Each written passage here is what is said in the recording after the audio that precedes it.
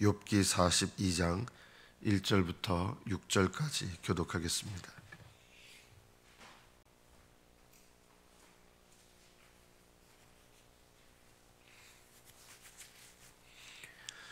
욥기 42장 1절부터 6절 1절부터 교독합니다. 욥이 여호와께 대답하여 이르되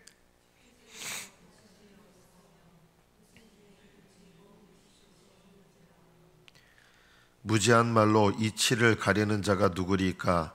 나는 깨닫지도 못한 일을 말하였고 스스로 알 수도 없고 헤아리기도 어려운 말을 말하였나이다.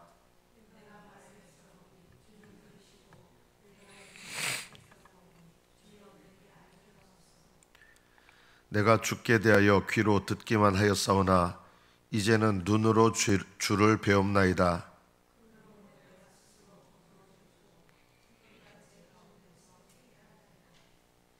여기까지 받들어 읽겠습니다. 구약시대나 신약시대나 하나님께서 구원하시는 구원의 방법은 사실 본질상 동일합니다. 은혜로 구원하시고 믿음으로 구원하시고 또 구약시대나 신약시대나 하나님께서 택하신 자들에게 주시는 은혜가 무엇이냐면 정직한 회개의 영을 주신다는 것입니다.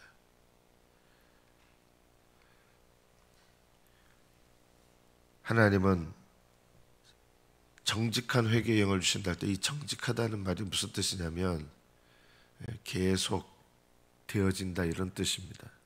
거짓말한다 이런 의미보다 지속되어진다는 뜻입니다. 하나님께서 저는 이제 성도들이 볼 때 예수님을 믿노라 고백하는 거 그거는 얼마든지 일시적이고 거짓된 고백을 얼마든지 할 수 있습니다. 세례 받는다고 해서 하늘 날아가는 거 아니거든요. 세례를 받을 때 예수 믿는다고 주와 구주로 영접한다고 다 할 거 아니에요. 그럼 세례 받은 분들은 다 하늘 날아가셔야죠. 세례 받은 분들 중에서 남은 자들이 천국에 들어가는 것입니다. 그럼 남은 자들이 누굴까요? 남은 자들을 알아보는 가장 중요한 방법은 정직한 회개의 영이 있는가 하는 것입니다. 지속적인 회개의 영. 하나님께서 이 욥에게 맨 처음에 허락하셨던 고난이 무엇이었죠? 전 재산을 잃는 것, 자녀들을 한날에 다 잃어버리는 정말 고통스러운 고난을 겪습니다. 두 번째 하나님께서 욥에게 허락하신 고난은 건강을 빼앗아 가시는 고난을 겪게 됩니다. 거기서 끝나지 않았습니다. 세 번째 욥이 고난을 겪게 되는데 세 번째 겪게 되는 욥의 고난은 친구들이 와서 억울하게 만드는 고난이었습니다. 여러분의 삶에 정말 이거는 내가 너무 억울하다고 느끼는 이런 고난, 내가 하지도 않은 말, 하지도 않은 일, 그리고 내가 품지도 않은 어떤 계획이나 생각, 이런 것들 때문에 내가 억울한 고난을 받는다고 할 때 우리는 억울해서 견딜 수가 없을 때가 있을 것입니다. 그러나 하나님께서는 이 억울한 고난도 허락하셔서 이 고난을 통해서 뭘 배우게 하시느냐? 억울한 고난도 허락하신 하나님의 섭리와 주권을 인정하게 하십니다. 억울한 고난을 받을 때 우리는 이거 억울해서 못 견디겠어요. 난 이 억울한 일 바로잡아야 돼요. 우리는 이런 마음으로 먼저 생각하는데 하나님의 관점에서 생각하면 하나님은 욥에게도 정말 억울한 고난을 주셨어요. 말도 되지 않는 고난이었어요. 그러나 이것을 허락하셔서 하나님은 욥에게 오히려 회개케 하시는 일을 하셨다는 걸 아셔야 됩니다. 사실은 억울한 고난이 아니라 겉으로 보면 억울한 고난인데 이 억울한 고난을 허락하셔서 욥이 회개해야 될 것이 무엇인가를 하나님은 가르쳐 주시기를 원하셨습니다. 욥이 깨닫지 못하는 것이 무엇이었을까요? 하나님은 이 억울해 보이는 고난을 통해서 사실은 욥 자신도 깨닫지 못하고 있었던 자신의 교만한 의, 자신이 자신의 의에 대해서 의지하고 자신의 의를 나타내는 그런 사람이라는 것을 본인 스스로도 몰랐어요. 근데 이 억울한 일들을 겪으면서 자신의 의에 대해서 항변하기 시작하고 의지하기 시작하고, 왜 하나님께서는 욥에게 이런 것을 깨닫게 하셨을까요? 처음에 말씀드린 것처럼 하나님께서 택하신 자들에게는 지속적인 회개의 영을 주십니다. 그래서 구약시대나 신약시대나 공통적인 것이 있는데요, 정말 하나님 택하신 자들은요, 인생의 끄트머리로 가면 갈수록 지속적인 회개를 하기 때문에, 회개는 지은 죄를 계속 반복해서 자백하고 하는 거 아닙니다. 그거는 회개가 안 됐다는 증거입니다. 오히려 회개하고 그 똑같은 죄를 또 회개하고 또 회개하고 이러신 분들은 본인들이 회개를 많이 했다고 생각하시는데, 오히려 반대로 회개가 되지 않았기 때문에 반복되는 회개를 합니다. 성령께서 주시는 참 회개를 하면 반복되는 회개를 하지 않습니다. 우리는 제가 생애 끝까지 지속적인 회개를 해야 된다니까 계속 똑같은 죄에 대해서 반복해서 죄를 회개하는 건 줄 알고 계시는 분들이 있어요. 반복되는 회개는 회개가 안 됐다는 증거입니다. 그럼 회개는 무엇입니까? 참 회개가 되었다는 증거는 마음과 삶이 더 깊이 변화되어 가는 것입니다. 성령께서 부르신 사람, 하나님이 택하신 사람들은요, 온전한 회개로 나아가도록 하나님께서 끝까지 역사하십니다. 그리고 택하신 자들은 끝까지 순종합니다. 온전한 삶으로 나아가도록, 거룩한 삶으로 나아가도록 하나님은 끝까지 역사하시고 섭리하시고 우리의 삶 가운데 크고 작은 모든 일들을 허락하셔서 온전한 거룩함에 이르는 일을 하십니다. 그래서 그 사람의 믿음이 진실되는가 진실되지 않은가, 하나님이 택하신 자의 믿음인가 그렇지 않은가를 구별하는 가장 중요한 것은 그 사람에게 지속적인 회개의 영이 있는가. 똑같은 죄를 반복한다는 뜻이 결코 아니에요. 오히려 더 깊은 회개로 나가고 삶의 모든 부분에 있어서 회개하기 시작합니다. 하나님 부르신 사람은 총체적으로 회개합니다. 하나님 부르시는 그날까지 마음과 삶에 있어서 전반적인 모든 과정 속에서 회개하게 돼 있습니다. 더 깊은 회개로 나아갑니다. 성령 안에서 회개하시는 분들은 죄를 반복하지 않습니다. 그러나 욥은 아직도 회개해야 될 것이 있었습니다. 그 전에도 40장 3절에 보면 나는 미쳐나오니 무엇이라 주께 대답하리까 손으로 내 입을 가릴 뿐이로소이다. 이거는 진실한 회개의 마음으로 회개하는 거였거든요. 그런데 여기서 하나님께서 멈추지 않으셨어요. 하나님은요, 택하신 자들을 더 깊은 회개로 인도하셔요. 그래서 베헤못에 관해서 이야기하시고 리워야단에 대해서 얘기하시고 사실은 욥에게 더 깊은 회개를 요구하시는 대로 인도하십니다. 그래서 오늘 욥기 본문에 보면 욥은 이렇게 또 회개합니다. 주께서는 못하실 일이 없사오며 무슨 계획이든지 못 이루실 것이 없는 줄 아오니 무지한 말로 이치를 가리는 자가 누구니까. 자기였다는 거예요. 무지한 말이 뭡니까? 하나님께서 지금 내가 봤을 때는 이게 말도 되지 않고 억울해 보이고 부당해 보이는 이런 고난을 허락하셨는데 하나님 부당하다고 느꼈던 거예요. 이 마음도 회개하게 하시는 거예요. 부당하다고 느꼈던 마음도 회개하시는 거예요. 회개케 하시는 거예요. 욥은 24장 12절에 보면 성중에서 죽어가는 사람들이 마음이 상해서 부르짖는데 하나님은 그들의 참상을 보지 아니하신다. 이것도 회개하게 하셨습니다. 욥이 이런 마음이었거든요. 왜 하나님은 이렇게 비참하게 가난하고 고통받는 사람들이 고통받는데, 그리고 압제자들, 악한 압제자들이 그들을 압제하고 있는데 왜 하나님은 그들을 두고만 보시는가? 하나님은 그들의 고통의 참상을 보지 않으신다. 나중에 욥이 이런 것들 다 회개하는 거예요. 제가 하나님께 대해서 너무 무지해서 무지한 말을 했습니다 하는 거예요. 크리스찬들 중에서도요, 하나님 살아계신데 왜 이런 일들을 그냥 보고만 계십니까? 이게 하나님을 모르는 거예요. 자기들 눈에 보이는 이해되지 않는 상황들, 이런 것 때문에 하나님 왜 도대체 이런 일들을 그냥 내버려 두십니까? 이게 하나님을 모른다는 것입니다.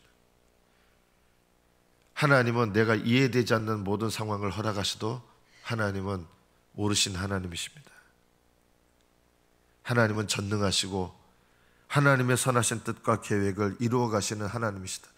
무슨 계획이든지 못 이루실 것이 없습니다 라고 하면서 회개하는 거예요. 이게요, 하나님은 하나님의 선하신 계획과 역사의 주인이신 하나님께서 역사를 이끌어가고 계신다. 욥이 불만을 터뜨렸고 불평을 터뜨렸던 것에 대해서 제가 너무나 무지해서 감히 하나님께, 지금도 역사를 이루어 가시는 하나님께 제가 무지해서 원망하고 불평했습니다 하고 회개하는 거예요. 하나님은 욥에게 더 깊은 회개로 이렇게 인도하셨습니다. 하나님, 제가 깨닫지 못한 일을 말했습니다. 무지해서. 하나님, 제가 스스로 알 수도 없는 일을 말했습니다. 하나님, 제가 감히 하나님께서 하시는 일, 헤아리기 어려운 일이 얼마나 많은데 헤아리기 어려운 일에 대해서 제가 함부로 말했습니다 하면서 욥이 하나님 앞에 철저하게 회개하는데 뭘 회개합니까? 입술로 범한 죄들을 회개합니다.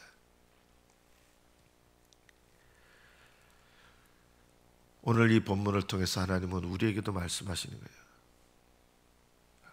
하나님 도대체 이해할 수가 없어. 혹시 이런 말씀 하신 적 없습니까? 하나님 도대체 이해할 수가 없어. 이런 것이요, 사실은 우리가 교만하기 때문에 이런 말을 하는 거예요. 하나님의 선하심과 100% 의로우심을 못 믿는 거예요. 머리로 믿는데 막상 삶에 어려운 일이 닥치면 하나님 이해할 수가 없어. 아니, 도대체 왜 하나님은 이런 일을 허락하시는 거야? 그 일을 허락하셨다면 하나님 잘못되신 겁니까? 하나님은 어떤 일을 허락하셔도 옳으십니다. 여러분, 억울한 일을 당했다고 느끼십니까? 억울한 일을 당해서 억울하다고 느끼는 자체가 아직 내가 하나님 앞에 이 억울한 일을 통해서 억울하다고 느끼는 마음을 회개해야 될 게 있기 때문에 억울한 일을 당하게 하신다. 이것을 깨달아야 됩니다. 제가 이거는 도저히 내가 잘못한 일이 아닌데 부당한 일을 당했습니다. 왜 부당한 일을 당했을까요? 그 사람이 잘못됐기 때문에 부당한 일을 당했죠. 그거는 세상 사람들의 보는 관점이에요.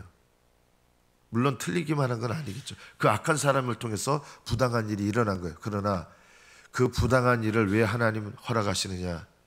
그 부당한 보이는 일을 통해서 나에게 회개케 하시는 하나님의 뜻과 섭리가 있기 때문에 부당한 일을 나에게 허락하시는 것입니다.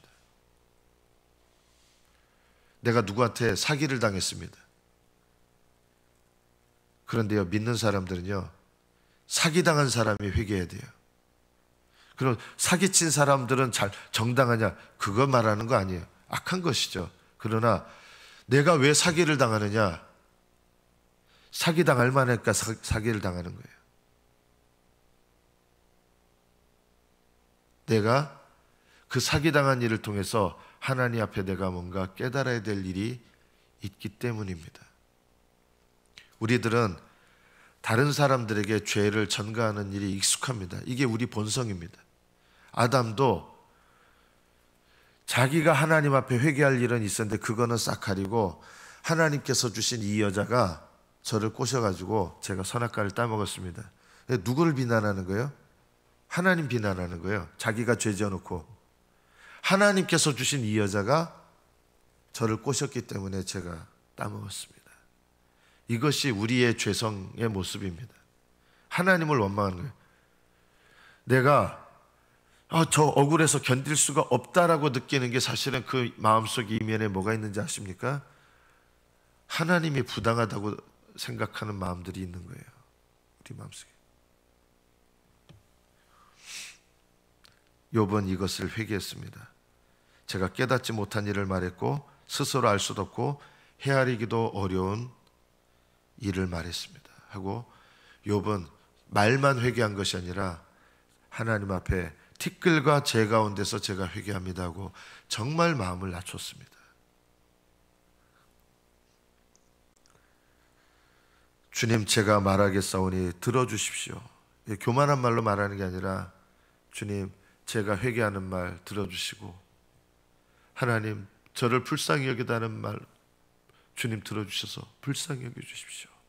겸손한 마음으로 말씀드리는 거예요. 제가 주께 묻겠사오니, 전에는요 따져 묻던 거예요. 따져 물었어요.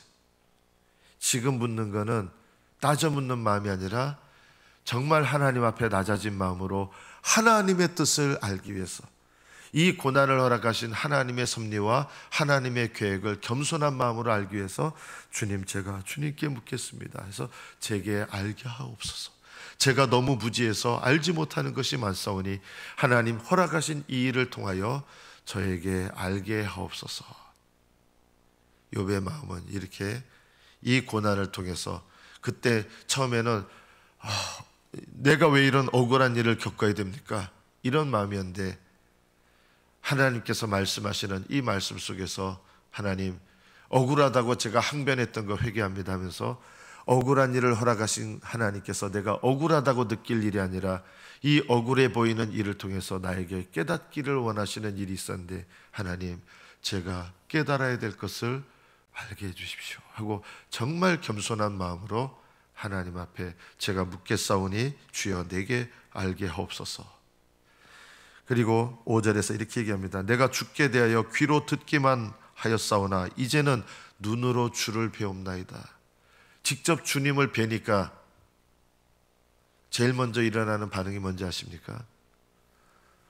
이사야 6장 5절에서 경건했던 이사야가 살아계신 하나님을 보았을 때 제일 먼저 일어난 반응은 할렐루야.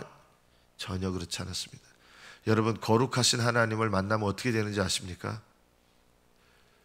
저는 요한 웨슬레, 화이트필드, 조나단 에드워드, 찰스 피니, D.L. 무디, 이분들은요 하나님의 임재를 직접적으로 경험했던 분들입니다. 이분들이 하나님의 임재를 직접적으로 경험했을 때 이분들의 제일 첫 번째 반응은 할렐루야가 아니에요. 어떤 반응인지 아십니까? 이루 말할 수 없이 더러운 자신들의 모습을 그 하나님의 임재 앞에서 다 깨닫고 하나님 앞에 철저하게 굴복하고 그렇게 더러울 수 없는 자신들의 모습을 발견합니다. 거룩하신 하나님의 임재 속에서 제일 먼저 느낀 것은 자신들의 그 부끄럽고 더러운 죄의 모습이었습니다.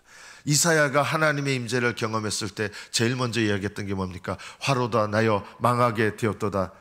내가 입술이 부정한 백성 중에 거주하면서 영광 중에 계신 하나님, 거룩하신 하나님을 배웠음이로다. 자기 입술의 죄가 보인 거예요. 하나님을 만났을 때 영광스러운 기쁨으로 막 할렐루야만 한 게 아니라,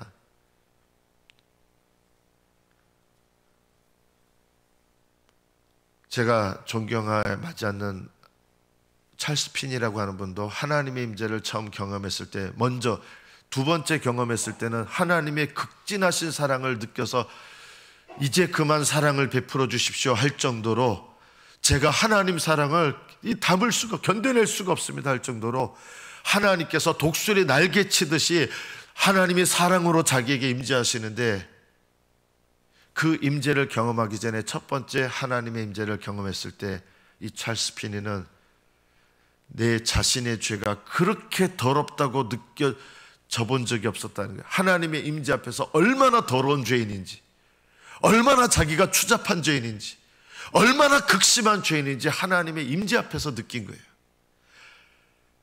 이분이 방을 굴러다니면서 회개합니다. 얼마나 더러운지. 요한 웨슬레도 하나님의 임재를 경험했을 때 그 하나님 앞에서 극심한 자기의 더러운 죄를 견뎌내지 못하였고 막 대굴대굴 굴르면서 회개했습니다. 욥이 살아계신 하나님을 눈으로 배웠을 때 욥이 경험한 게 무엇인지 아십니까?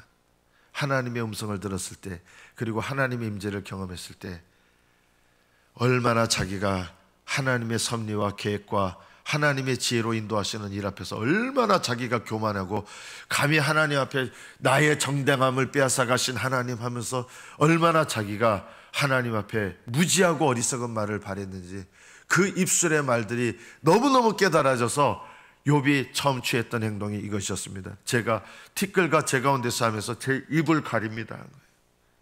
제가 얼마나 무지한 말을 했는지.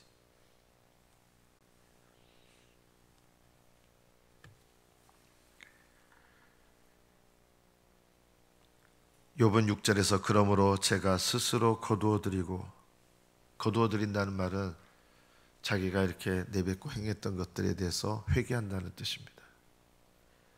티끌과 채 가운데서 회개합니다. 오히려 이런 분들이 하나님의 택하신 자입니다. 그리고 욥의 세 친구들은 어떻게 됐을까요? 욥의 친구들도 하나님께 제물을 드리며 회개합니다. 저는 그들도 택하신 자들이라고 생각합니다. 하나님께서 택하신 자들은 주시는 은혜가 있습니다. 지속적인 회개의 영을 주십니다. 그래서 이 땅에 사는 모든 날 동안 철저하게 회개하게 하시고 온전한 회개로 나아가게 하시고 욥처럼 티끌과 재 가운데 낮아지게 하시고, 교만한 분들은요 아직 이렇게 이야기를 나눠보면 좀 느껴지는 게 있어요. 아, 이분은 정직한 지속적인 회개의 영이 뭔지를 아직 모르시는구나. 하나님께서 택하신 자들은요, 그래서 제일 먼저 뭘 훈련하시느냐? 입술을 훈련하십니다. 입술. 교만하게 말하지 않습니다. 함부로 말하지 않습니다. 내 마음대로 판단하고 말하지 않습니다.